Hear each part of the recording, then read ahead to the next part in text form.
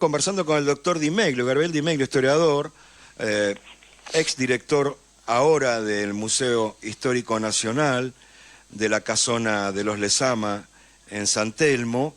Mi nombre es Carlos Márquez, estoy con Raúl Varela. ¿Cómo estás, Gabriel? Es un gusto escucharte. ¿Te tenemos ahí? Hola. Hola, Gabriel. ¿Qué tal? Te estábamos presentando, no sé si llegaste a escucharnos, a los oyentes. Mi nombre es Carlos y estoy con Raúl en el estudio. Perdón, ahí escuché. Ahora sí, ya nos escuchás bien. Los escucho muy bajito, pero sí. A ver si Dayana puede mejorar eso. Creo que sí que lo va a poder mejorar el tema del volumen. Creo que ahora estamos un poco mejor. Ahí va. Bien. Para hacer una introducción a los oyentes previa a preguntarte cantidad de cosas y reflexionar contigo. Miren, si hay una carrera complicada de estudiar que requiere una disciplina enorme, es la historia. Porque la historia no para de engordar, digamos. Nosotros estamos conversando hoy con Gabriel Di Meglio, que es exdirector desde hace pocos días por una percepción que yo tengo, pero que se la vamos a preguntar, del Museo Histórico Nacional, que es una de las maravillas de la Argentina, y que lo venía dando vuelta y ayornando, o sea, poniéndolo al siglo XXI. Y creo que tuvo un choque ideológico con este gobierno, no tanto por el discurso, sino por la acción, que tiene que ver exactamente con la propuesta de meter la primera mitad del siglo XX en una muestra que tiene un nombre muy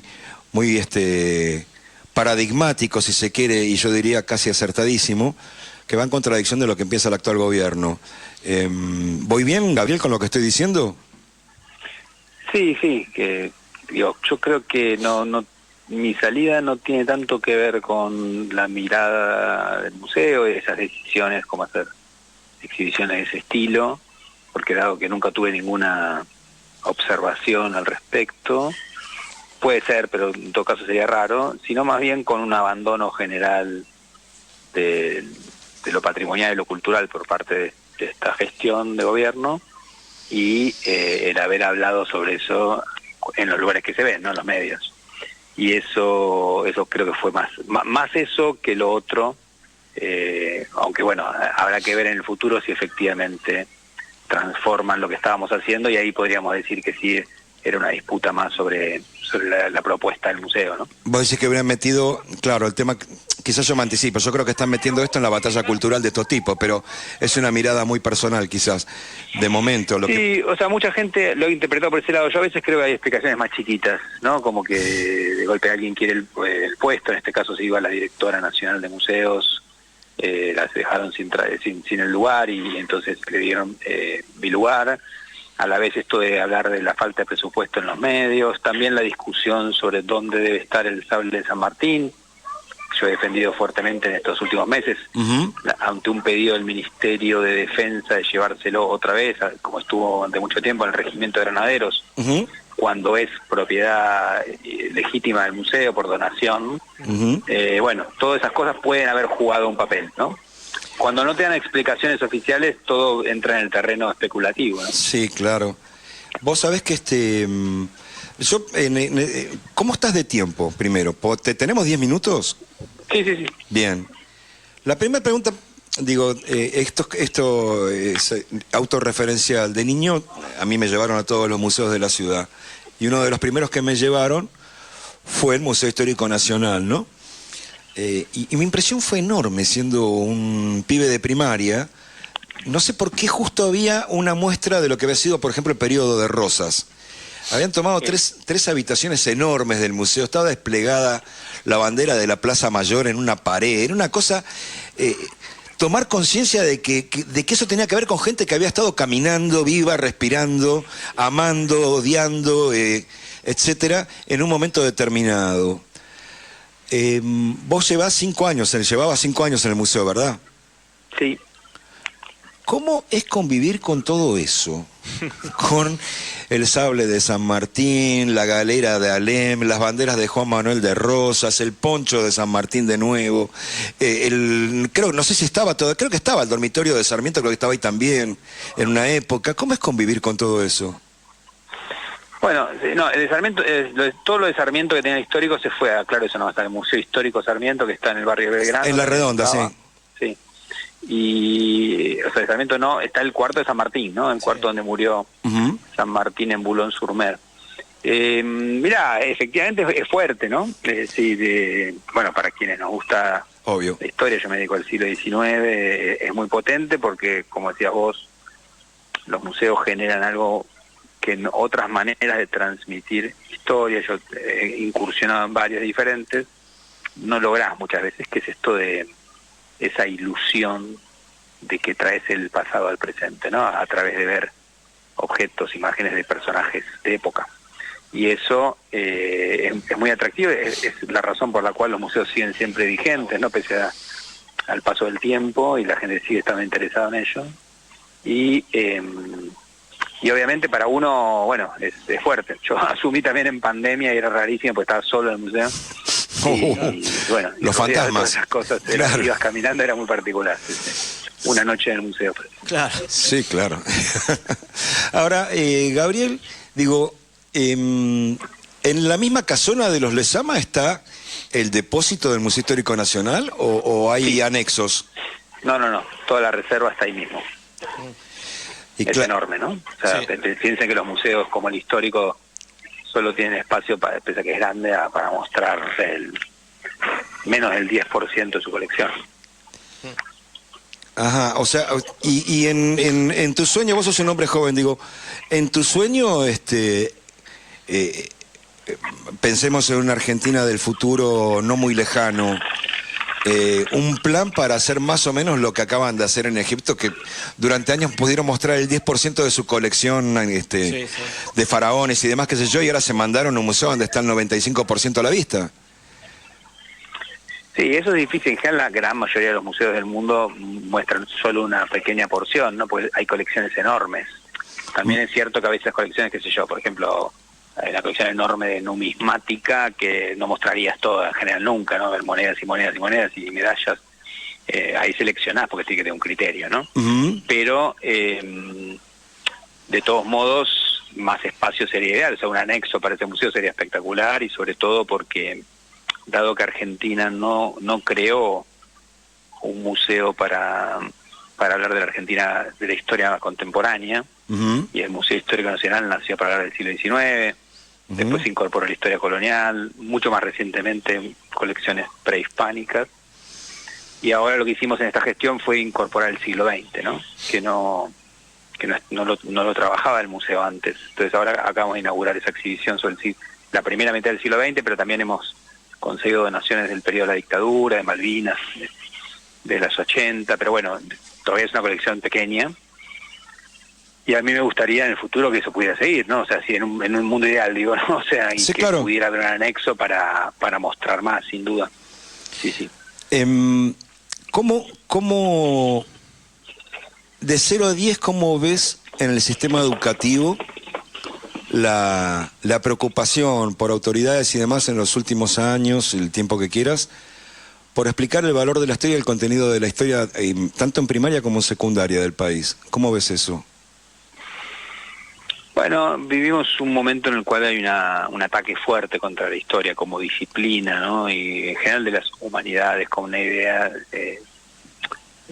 sobre todo los sectores más de la ultraderecha, ¿no? De la idea de que no es útil, ¿no? De que en realidad hay que aprender solo contenidos prácticos, y que estos contenidos más generales no tienen utilidad, ¿no? Con la idea de la utilidad. Entonces eso lleva a que haya habido planes, por ejemplo, en Ciudad de Buenos Aires, de sacar horas de historia, ¿no? De reducirlas, y eventualmente en el futuro directamente que no haya, ¿no? Y yo creo que eso obviamente es un desastre, porque la historia es algo fundamental, ¿no? O sea, uno todo el tiempo la usa, todo el tiempo está consumiendo contenidos de historia de todo tipo, de lo que quieras, basta con mirar cualquier medio, a diario, y además usando la historia todo el tiempo para guiarte, ¿no? Es decir, esto se parece a tal época, esto se parece a tal momento, acá se hizo eso y yo voy a hacer esto otro para evitar aquello. O sea, todo eso, todas esas lecciones que uno va tomando del pasado, requieren al igual que en la propia vida de uno,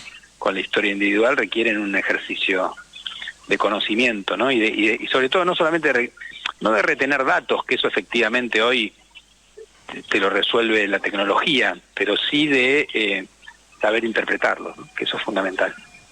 Quiero agregar además que Gabriel fue director del Museo Nacional Histórico de Cabildo y de la Revolución de Mayo por concursos.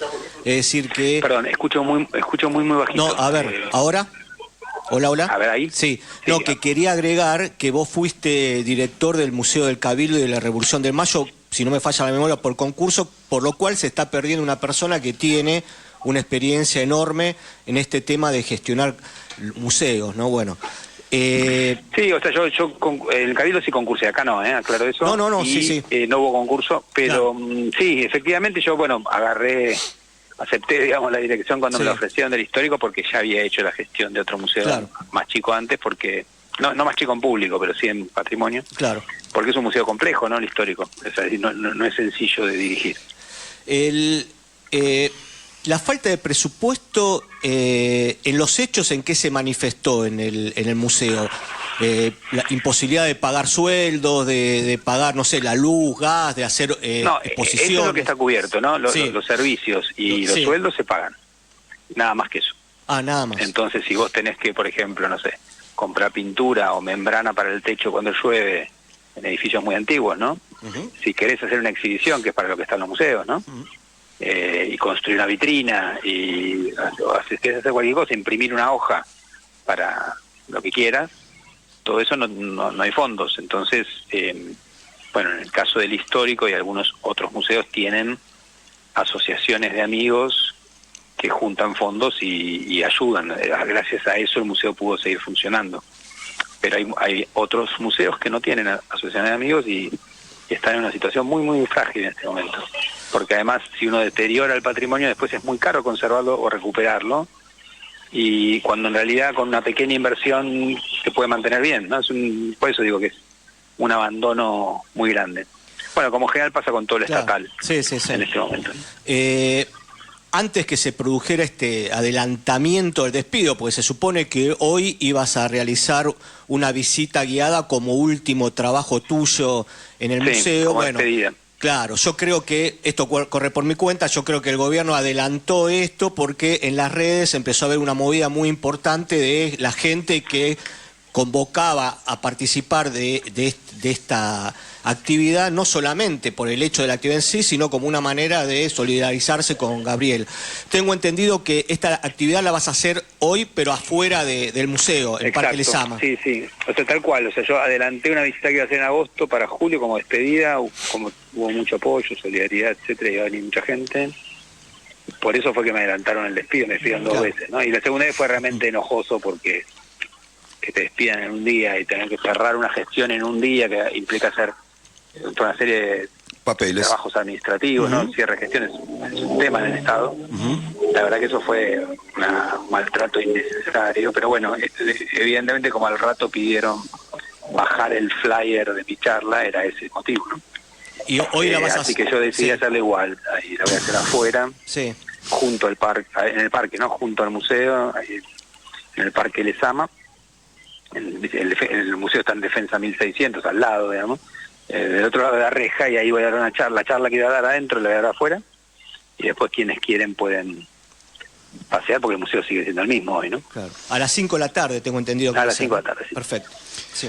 Vos sabés, Gabriel, que en estos días nosotros hemos hablado en el programa y fuera de él, con varios de los responsables de los institutos históricos que por el decreto 345, creo que fue, se pillaron. El belgraniano, el browniano, el newberiano, el irigoseniano, el Instituto Juan Perón, etcétera, etcétera.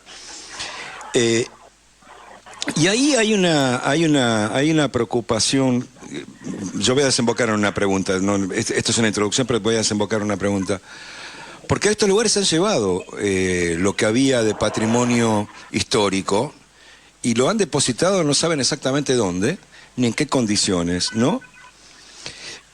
Argentina tiene una Academia Nacional de Historia, ¿verdad? Sí. ¿Qué está pasando ahí? ¿Hay algo ahí? Sí, la academia... En torno a esto que está ocurriendo, ¿eh? Ah, no, si has dicho algo al respecto, no. No, la academia no dijo absolutamente nada. Es una institución muy tradicional, ¿no? Tradicionalmente muy conservadora, y no hace, los que se han expresado son más bien las universidades, la Asociación de Historiadores, de Investigadores de Historia, es decir, otros espacios de estudiantes, eso sí han tenido pronunciamientos públicos, ¿no? Incluso de otros países, pero no, la Academia de Historia. La penúltima va a ser así vamos cerrando. Cuando se dirige a un lugar como el Museo Histórico Nacional y vos te vas planificás una muestra que obviamente cuanto más cercana está en la historia, más cercana también son las opiniones sobre la misma que puedas tener, depende de dónde te pares en función de esa misma historia, desde lo ideológico o incluso si querés hasta de referencias morales. ¿Se meten con el director del museo previo a eso? ¿Te llaman? ¿Intentan preguntarte de qué viene, qué vas a hacer, lo que fuera? No. A mí no sé, en mi caso no. Es decir, yo estuve en los dos museos en distintos gobiernos, nunca me pasó eso. No, además me parece que es un límite, ¿no? Si por supuesto, pero ya está claro. Es cierto que ahora ha habido, o sea, me consta, no puedo dar nombres, pero me consta, no nos pasó en el histórico, pero ha habido, sí, cierta vigilancia sobre todo de las redes sociales, a todos aquellos espacios culturales que trabajan, por ejemplo, con el término género o diversidades, ¿no? Uh-huh. Eso ha sido parada maldita para este gobierno, y entonces sí hacen que se saque. Me consta que un museo levantó un curso porque hablaba de género, ¿sí? Uh-huh. No sé de dónde vino la orden, porque no me dijeron. Eso es así, y bueno, es una cosa muy mala, ¿no? Porque eso sí ya entra más en el terreno de la censura. A mí la verdad no me pasó, y no, para mí el límite justamente de una dirección es que uno, si lo nombraron director y lo revalidan en el cargo, significa que tiene autoridad sobre ese espacio, ¿no? Claramente. Este es un ejercicio de una realidad distópica, no ocurre en Argentina ni ocurrió la semana pasada. Existe en una galaxia paralela una historiadora que se llama Camila Perochena. Sí. Discute con un director de un museo de parques nacionales de no sé dónde, del planeta de no sé cuándo. Da su opinión acerca de cómo ve la historia y de cómo se relaciona con los tiempos políticos de un momento determinado de la historia. Pasado el episodio donde tiene un contrapunto con este funcionario de ese país, de ese museo, sí. Existe un emperador de la galaxia que plantea que la historiadora que tiene doctorado de licenciatura, más o menos lo que tenés vos, un poquito menos, un poco más, no tengo idea, pero que son, digamos, personas con un acumulado de estudio enorme. Hay un presidente que tiene un título intermedio en economía, logrado un día X, nacido no sé en qué planeta, y dice que esta historiadora tiene lombrices en el cerebro. Y yo me quedo. Pues un poquito más fuerte, perdón, que apenas escucho, como si estuvieran... Lo que digo que terminado toda esta realidad distópica entre la historiadora, el director del museo, del planeta de no sé dónde del país, aparece el emperador, sí, del sistema, de ese sistema solar paralelo, y dice que en realidad la historiadora que tuvo el contrapunto con el funcionario que él puso en ese planeta tiene lombrices en el cerebro. Sí, sí. Y el tipo no tiene, si lo pones a recitar, los integrantes de la primera junta de mayo, palman la rea, probablemente. Ahí tiene una CB y colapsa. Pero, no, en serio lo digo esto. No, sí, que ha demostrado que no sabe nada de historia. Lo que quiero preguntarte, Gabriel, ¿cómo se vive cuando se ha estudiado tanto para algo y se sigue estudiando y formando y capacitando gente que está estudiando también la agresión del neófito o del ignorante? ¿Cómo se sufre eso? ¿Cómo se banca? Bueno, esta es una época mala, ¿no? En ese sentido, porque no solo por eso, sino cosas, bueno, toda la agresión de las redes sociales, para quienes somos historiadores, nos hace recordar que cada vez que hubo mucha violencia discursiva en otros tiempos, terminó mal, ¿no? No son cosas inocuas, ¿no? Ahora, el ataque, cuando uno es funcionario, puede venir. Para mí es muy raro que un presidente se ponga a denigrar a una colega, digamos. No es algo habitual, sin duda.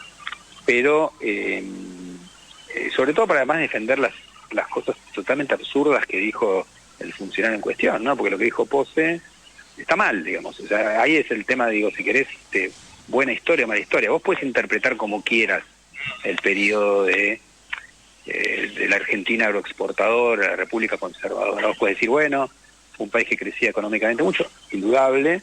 Podés discutir, de acuerdo a tu posición, si vas a resaltar de eso el crecimiento económico o la pésima distribución de la riqueza de esa época, es que generó muchísima desigualdad. Nadie puede discutir que Argentina en esa época crecía económicamente, tecnológicamente, demográficamente, eso es indudable, ¿no? Ahora, decir que Argentina es una potencia mundial es mentir, digamos, porque además es absurdo y irrisorio, quiero decir, imagino a alguien extranjero riéndose de los argentinos que se agrandan diciendo estupideces, ¿no? Porque decir eso está mal, quiero decir, es básicamente mentir. Y ahí me parece que es cuando las cosas se ponen más feas, ¿no? Porque, insisto, interpretaciones de la historia puede haber, lo que no se puede es falsear los datos, ¿sí? Es como que, bueno, puedes negar que la dictadura asesinó gente, desapareció, etcétera. Puedes interpretar por qué lo hizo, pero no negar el dato real, ¿no? O los que dicen que la Patagonia siempre fue Argentina porque está en un mapa español, cuando España nunca controló la Patagonia, ni Chile tampoco, ¿no? Es decir, ni Argentina. Entonces, eso es mentir. Y cuando uno miente está mal, ¿no? O sea, en cualquier circunstancia. Entonces, lo que hay ahora también es un falseamiento.